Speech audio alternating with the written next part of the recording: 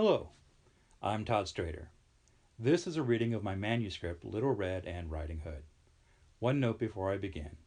As this is to be a highly illustrated book, I have included illustration notes in the reading. Color illustrations will complement the text. Black and white sketches will advance the storyline. Think Invention of Hugo Cabret by Brian Selznick or Thornhill by Pam Smythe. And now, Little Red and Riding Hood. Little Red was the runt. He was the smallest pup born that spring. The larger pups would not let him nurse. "Sorry, tiny pup," said his mother. "Big pups eat first so that they may grow strong and brave." Grandmother Wolf, who stood guard outside the den, overheard. She poked in her head to gently lick Little Red's face. Into his ear she whispered, "Little ones can be brave too." Illustration. Illustration note. Both Little Red and Grandmother Wolf have the same shaped patch of deep red fur about the neck and shoulder.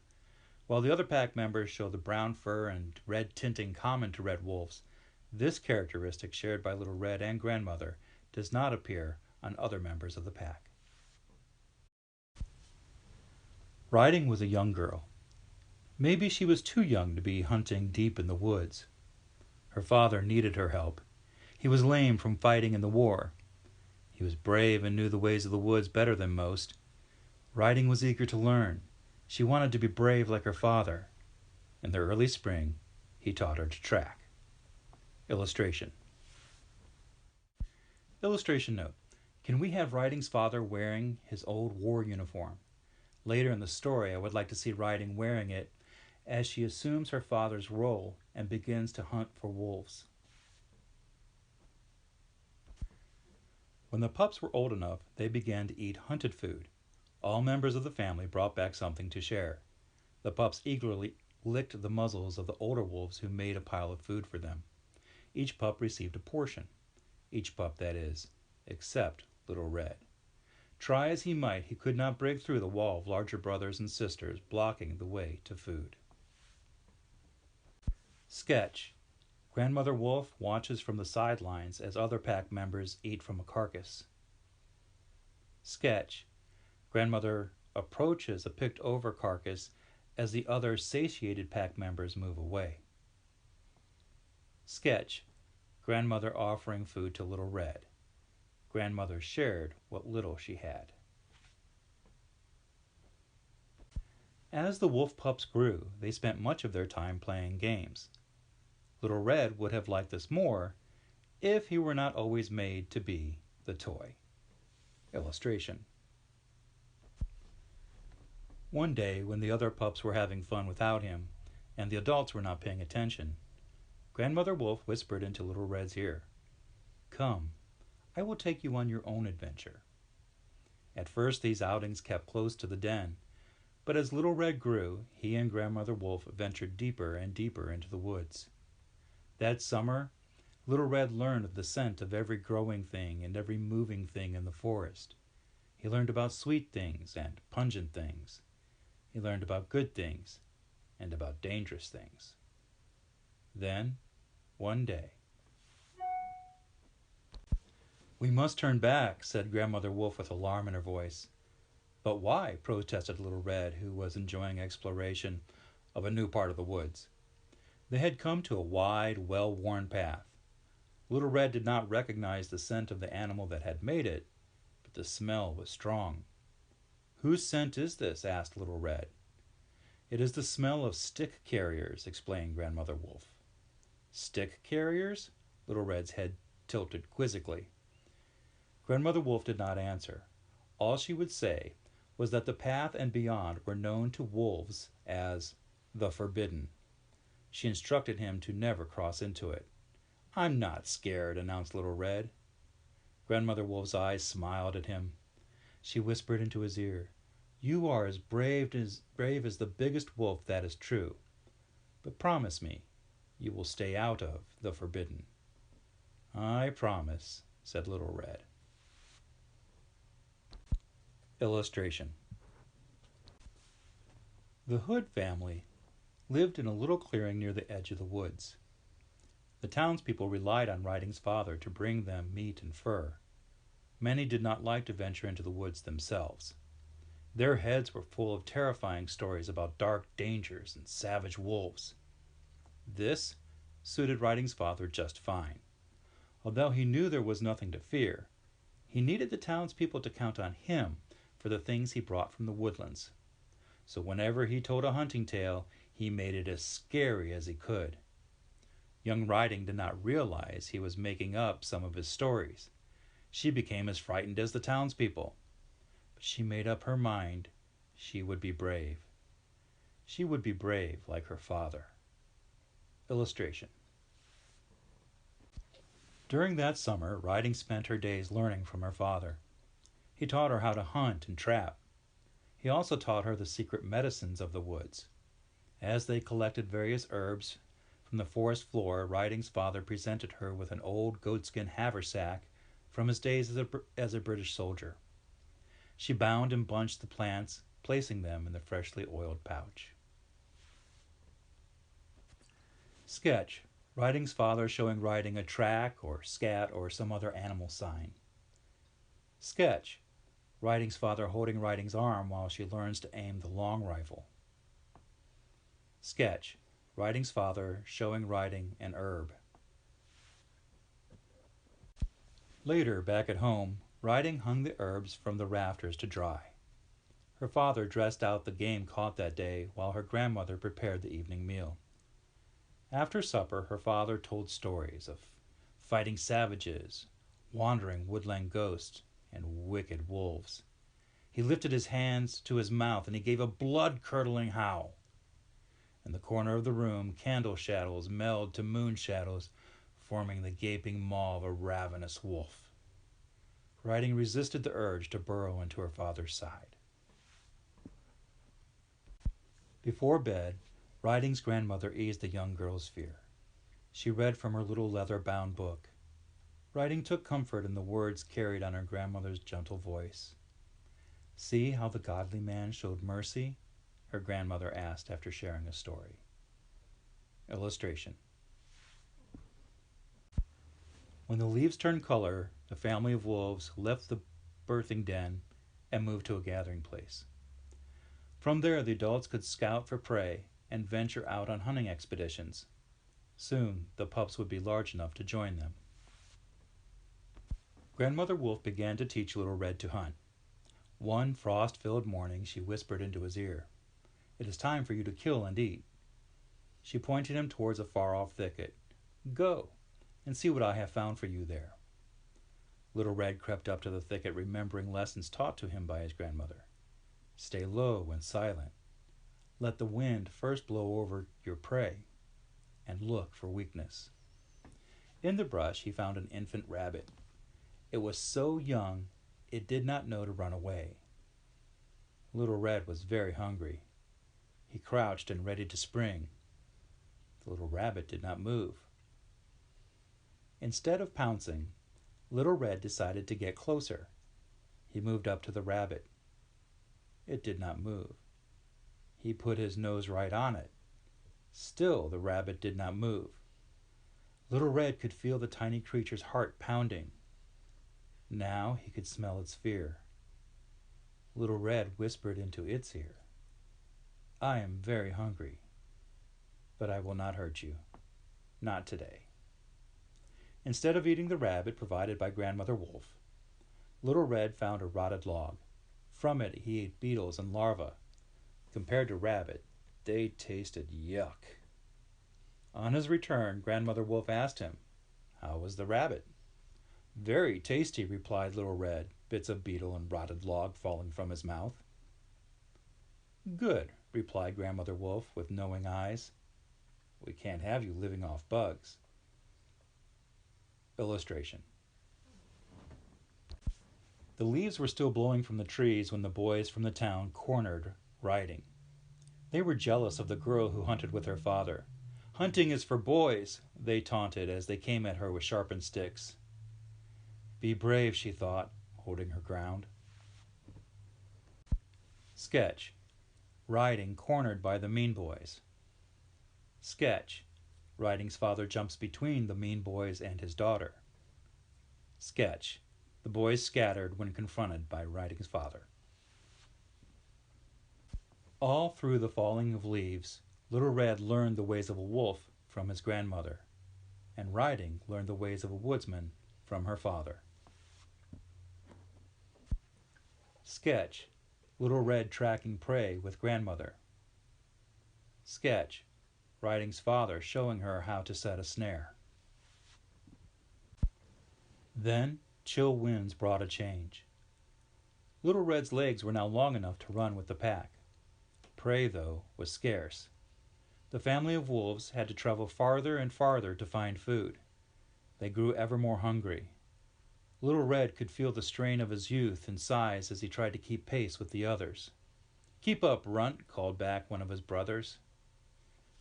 Grandmother Wolf, too, was beginning to struggle. She could feel her age in the growing cold. Her limbs were slow.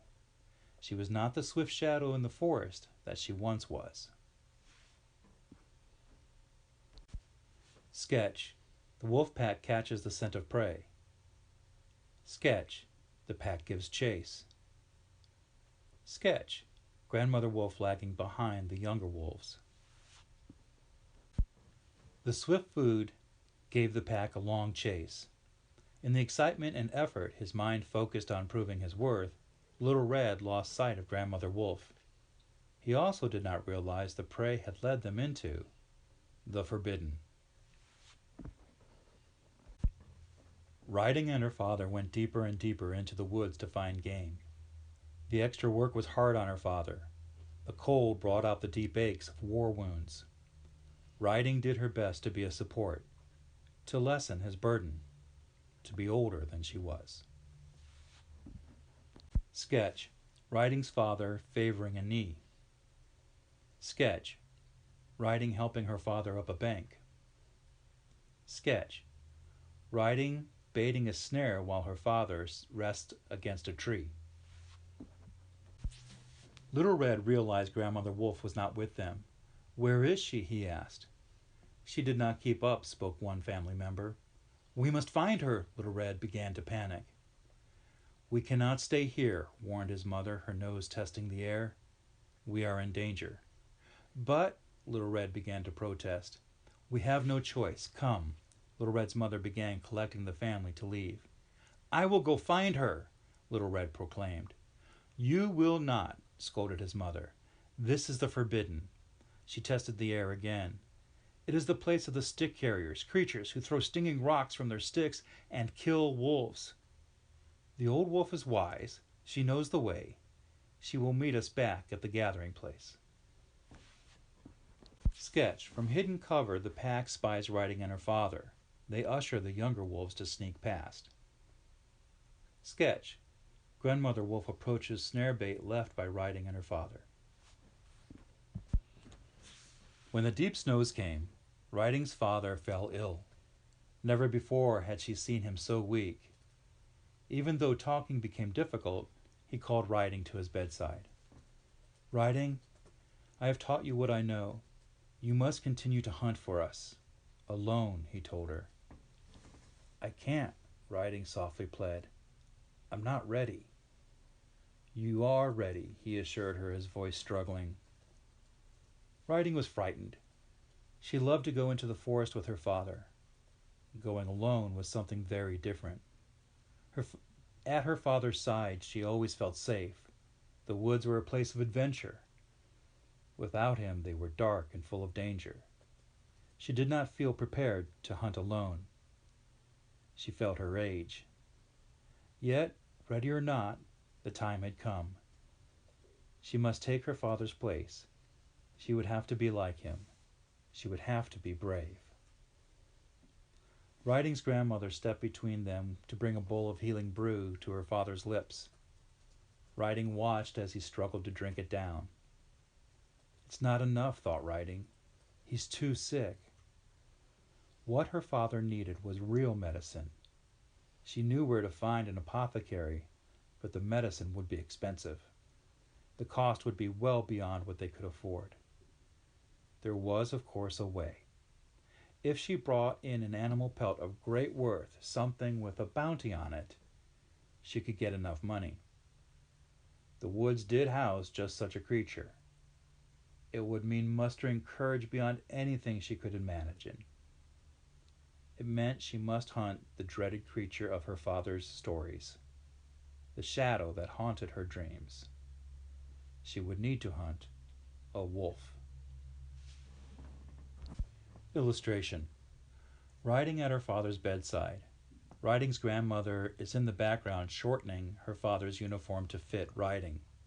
I'd like to show Ryding symbolically taking on her father's role by taking on his old war uniform. Sketch. Ryding gathers her father's things. A pouch with healing herbs from a peg. Sketch. Ryding gathers her father's things. The long rifle from the mantle and a hunting knife. Sketch. Ryding gathers her father's things. She takes the altered uniform from her grandmother. Mother Wolf held her nose to the air for a long, long time. Danger is coming. We must push farther into the deep woods, she said. But what of Grandmother Wolf? Cried Little Red. She has not made her way back yet. Grandmother will know how to find us, his mother assured. Sketch. The wolf pack is leaving. Sketch. Little Red is sneaking off in the opposite direction. Sketch. Ryding is bent over wolf tracks in the snow. Sketch. Little Red is tracking the scent of Grandmother Wolf or otherwise searching for her. Sketch. Grandmother Wolf is caught in Ryding's snare. Sketch. Ryding has discovered something. The view is close in so the reader can't see what, possibly leading them to believe that Ryding has discovered Grandmother. In fact, what she has discovered is the old abandoned birth den site. Ryding followed the wolf signs to the place of their den. She found it abandoned. Part of her was relieved. The entire journey her head had been full of her father's stories about vicious creatures.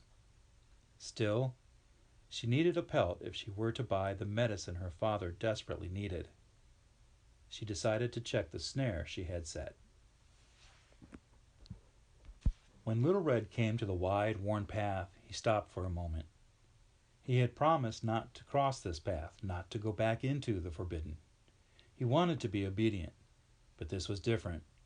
If Grandmother was able to come back, she would have. She needed his help. He must find her, even if it meant going where he shouldn't. Little Red gathered his courage and stepped onto the path. Sketch. Little Red moving toward the snare. Sketch. Ryding moving toward the snare. Sketch. Grandmother Wolf struggling to free herself from the snare. When Little Red found Grandmother Wolf, she was exhausted from struggling against the cord now cinched deep into her leg. "Grandmother," cried Little Red. "What are you doing here?" Grandmother Wolf panted. "We must get you free." Little Red looked about warily. The place was filled with the scent of stick carriers.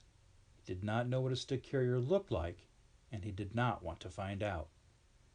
"It is no use. I have tried and tried." Grandmother Wolf was very weak.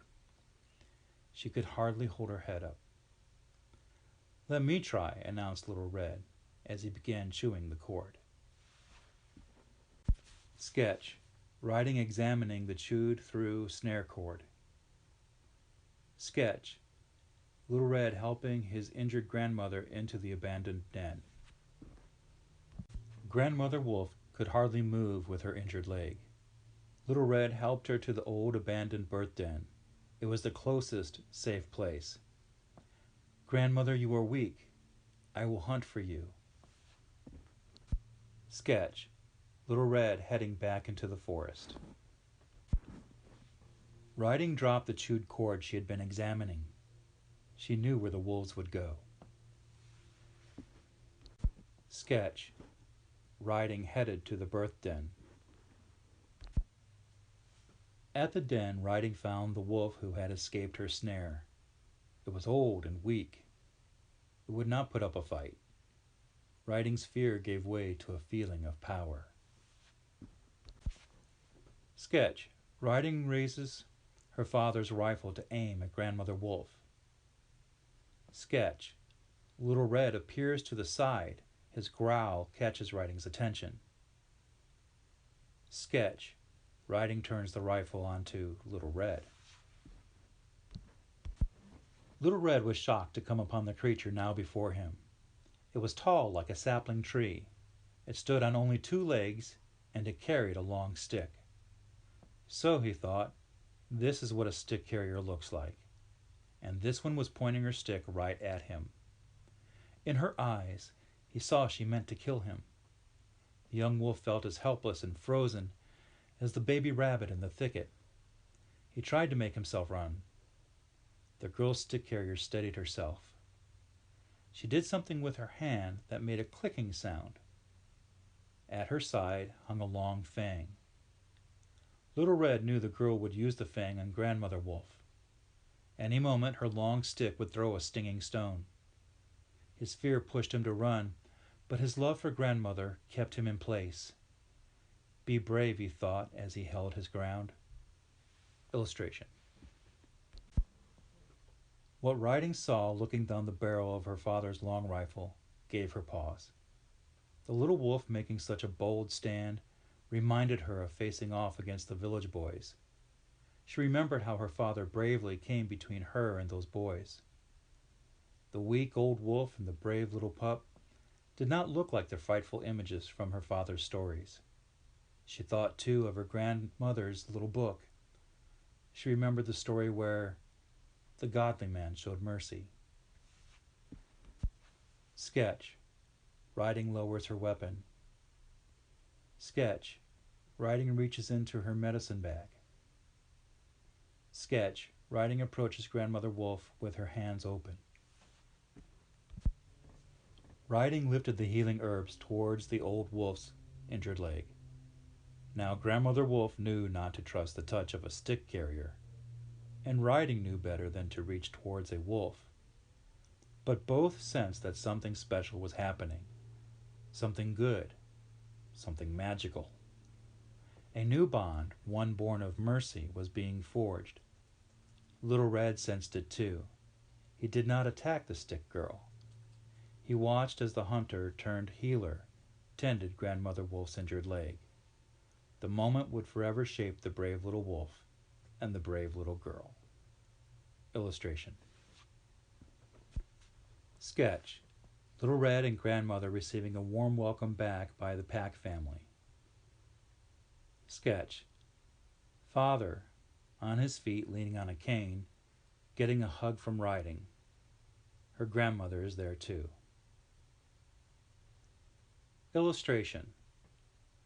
The final illustration is of a historical marker reading Mercy. In this spot in 1774, the Mercy Reserve was founded by the Hood family. We dedicate this land as a refuge for all God's creatures, proclaimed eldest daughter Ryding Hood. Captain Daniel A. Hood, formerly a British Army officer turned huntsman, set aside this parcel of land to honor the sanctity of all life.